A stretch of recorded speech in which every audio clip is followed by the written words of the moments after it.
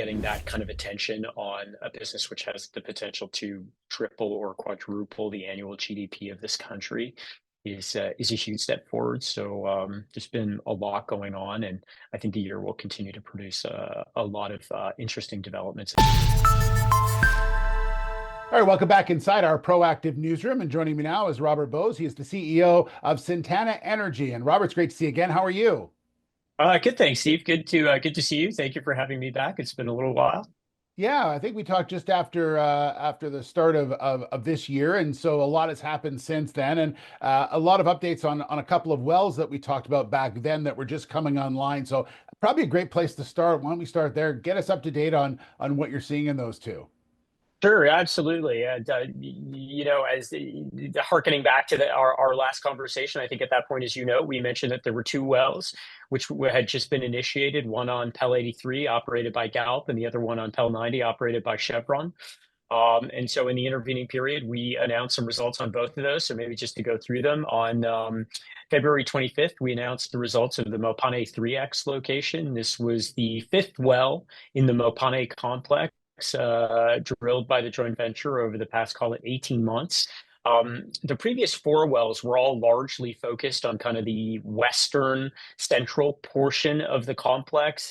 They were initially some exploration locations, and then those were followed up with some appraisal locations that were focused on providing some visibility and definition around making a development decision focused on those particular targets. This fifth well was focused on a completely different part of the Mopane complex, located in the south and eastern portion of the complex, targeting two entirely different AVO anomalies called 10 and 13.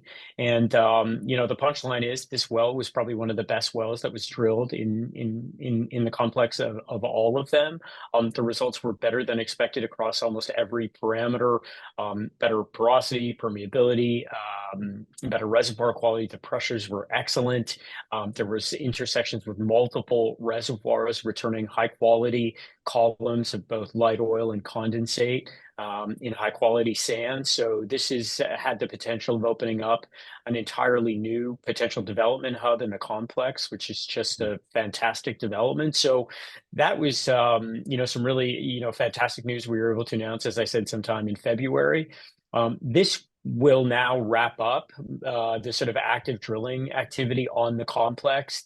All of the information that's been gathered through all of those efforts, in addition to some very high density seismic that's been shot, is being synthesized and distilled and put into a data room. And Galp, as many of your viewers will know, has been actively considering partnership opportunities. And so over the next few quarters, the activity on Pel 83 will largely be focused on trying to understand who those partners could be and what those partnership terms could look like. And so that'll be really exciting. It has significant read through for us and will be a key thing to watch for both Galp and for us over the next, as I said, kind of coming quarters. So Okay. fantastic progress on Pel 83. So Robert, talk to us about the Chevron wells also.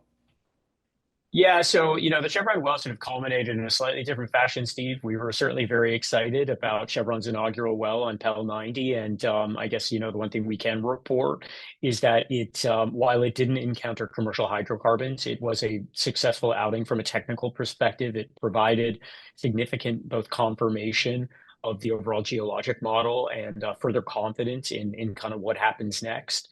Your viewers may remember that we had spoken about the fact that Qatar Energy had farmed into this block just ahead of that well campaign kicking off.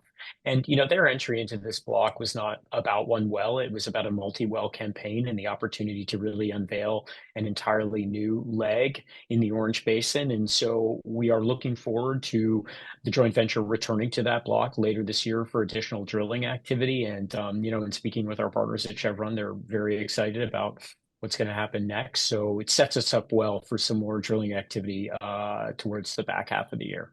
Okay. Let's talk about Pel 87, because I know there was some news out of that recently that talked a bit about sort of a change in the partnership potentially. Yeah, and so to the extent your viewers recall, Pel 87 is located directly above Pel 83. It's home to something called the Saturn Superfan. It's one of the largest subsea fan complexes globally. 2,400 square kilometers. Um, Prior to Woodside's entry into an option agreement, that entire geologic feature had been mapped on 2D seismic. And so Woodside committed to spend $40 million shooting brand new 3D seismic over the entire Saturn superfan core, which they did. And, the idea was upon delivery of the final results of that effort, they would have the option to join the joint venture. And so, that was initially contemplated to wrap up sometime early last year. As a result of, the clearly emerging complexity and scale of the Saturn opportunity, Woodside requested more time to sort of think through all of that. And we announced earlier this month that Woodside had determined that they would not be electing to exercise their option, which was, to some degree disappointing, but I think, not entirely surprising. They are very squarely focused on the global LNG business.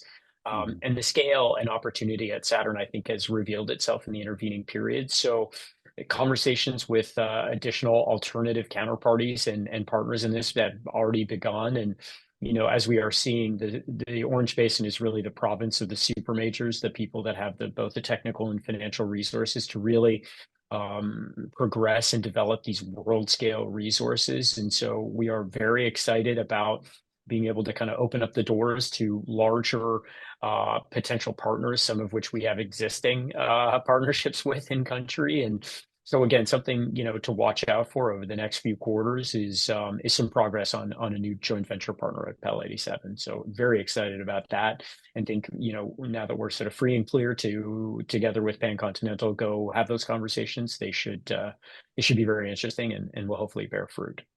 Okay. But that obviously leads to a lot of activity going on, continuing at a number of different sites. The team's super busy right now, I don't imagine. Oh my gosh, yeah, it's every year we start the year wondering like how we're going to manage to replicate the pace and velocity that we did the year previous, and here we find ourselves. It's been extremely busy, Steve. All of the licenses have been very active. I mean, the other thing that we haven't talked about yet is we announced that Chevron had completed and closed a farm in into one of our other licenses located in the Walvis Basin at Pell 82. So that again opens up an entirely new work stream and plan of activities, which we expect will culminate in some drilling activity next year. So there's a ton going on with respect to our portfolio. And then for your viewers that follow, Namibia it just completed its seventh handover of administration. It's got a new president, the first woman president in Namibia, and so she's taken over. They had moved oversight of the upstream business to her office directly, which is great. Getting that kind of attention on a business which has the potential to triple or quadruple the annual GDP of this country is a huge step forward. So there's been a lot going on, and I think the year will continue to produce a lot of interesting developments and outcomes to help move not only the business forward for the country, but for us in particular. Yeah. Well, it'll be exciting when we have you back, talk more about it for sure. Robert, thanks so much. Great update today and good to see you. Always good to see you, Steve. Thanks so much for having All me right. back. Robert Bose, the CEO of Sintana Energy.